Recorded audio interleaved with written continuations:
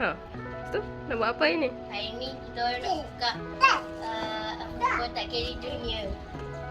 Ha, ada apa? Cepat buka. Okey, biar saya buka. Ani nak buka dulu. Ha. Ada slide.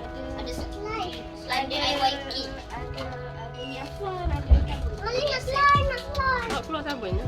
Ani nak slide. Okey. Cepat. Okey. Sayang teh. Mari buka, mari buka, buka. Situ nak bau akan ubah. Ada apa? Ada glue. Ada gelu-gelu. Ada lagi. Itu bukan glue lah. Tu ada apa nama dia? Dia bunyi slime. Apa tu ya? Dia kata sini steps. Step. Okey. Dah.